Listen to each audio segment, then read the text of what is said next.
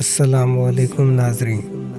بعض انبیاء نے ملک الموت سے کہا کہ آپ کا کوئی قاصد نہیں ہے کہ اپنے سے پیشتر آپ اس کو بھیج دیں تاکہ لوگ ڈریں۔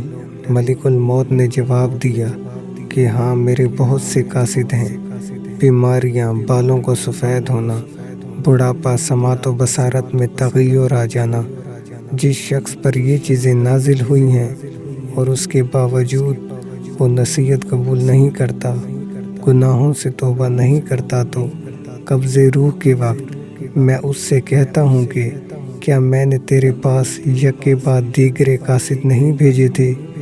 اب تو میں وہ قاصد ہوں کہ میرے بعد کوئی اور قاصد نہیں۔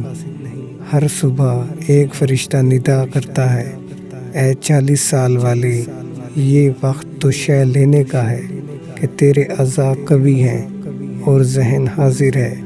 اے 50 سال والے، عمر کی کھیتی کٹنے کا زمانہ قریب آ پہنچا ہے۔